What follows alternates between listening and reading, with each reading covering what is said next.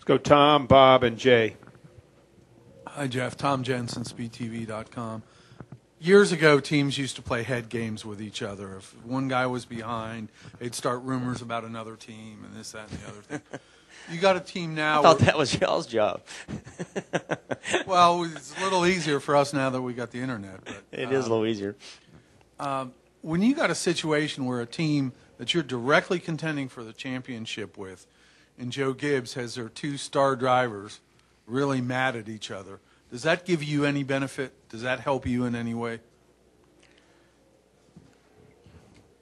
You know, I don't know. I mean, I honestly don't know.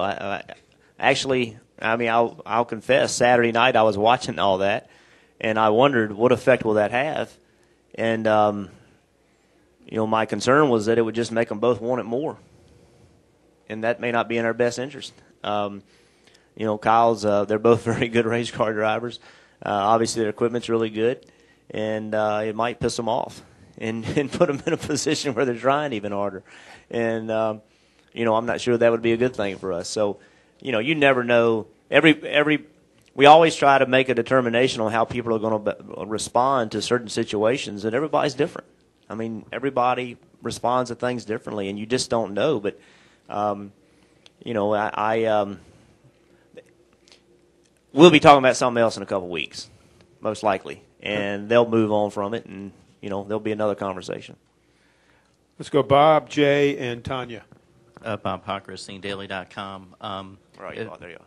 Back in last October, I think you were sitting here and we were asking you about Kevin Harvick likely not coming back to RCR, and I'm wondering now what's your reaction to the fact that he will be back, and are you surprised that in over 9 months that so much can change? Well, I'm sure I said then, was that, you know, Kevin was looking for a situation that he thought gave him the best chance to contend for championships, and Richard was doing the same thing. And, you know, I'm pretty sure I told you guys then that if Kevin looked around and determined that RCR was a place that, you know, was going to give him the best chance in the future, he would stay. And, you know, that's exactly what's happened. It's, you know, Kevin's good for our company. If you start thinking about replacing Kevin Harvick, who are you going to replace him with that's better than him? I mean, he's an extremely gifted race car driver. He's been a really good teammate to me. You know, he is really, you know, the first year there or so, it took us a little while to learn each other. But Kevin's been a great teammate for me.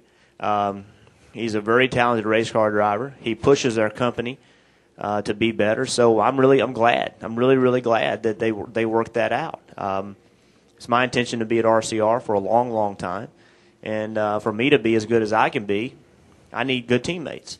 I need teammates that are going to push me, and I know Kevin Harvick will push me. So I'm ecstatic that he's coming back. Let's go with Jay, Woody, and Tanya. Jay Pennell with Front Stretch and All Left Turns. This past weekend at the Hall of Fame, a lot of talk was about how much Big Bill and Bill Jr. were respected. They were here week in, week out, very hands-on. With how Brian has run NASCAR, do you think that he garners the same respect from the competitors and the fans that his father and his grandfather had? And do you think he needs to be on a more hands-on level from the week to week? Well, I can't speak for when Bill Jr. took over from Bill Sr. I can't speak to that because I wasn't around then. But I've heard some older drivers say that they didn't think that was going to work. That, you know, Bill Jr. wasn't the man Bill Sr. was, and Bill Jr. wasn't this, and Bill Jr. wasn't that. Come to find out, Bill Jr. was. And then there's a lot of conversation I've heard. You know, Bill Jr. was always at the racetrack.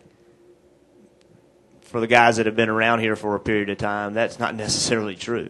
There was a lot of races that Bill Jr. wasn't present for in my era. Now, I can't speak to what happened when he first took over because I wasn't around.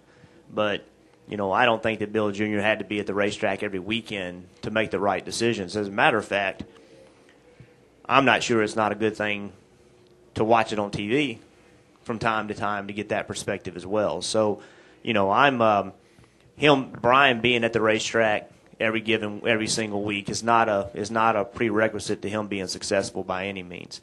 Brian is in the same position that anybody would be in, whether they're a race car driver, a reporter, anybody that's coming in and taking something over, he's being judged. And everybody wants to give that answer now. Can he do it? Can he not do it? We really won't know for 20 years whether what he's decided to do is right or wrong. But Brian is committed to it. He loves the sport. He's grown up with the thought of that his granddad and his dad and his uncle have pushed, and that mindset's right. So Brian has the best sports interest at heart. There's no question about it. But he will be judged in the future. We shouldn't judge it now. We should judge it 20, 30 years from now.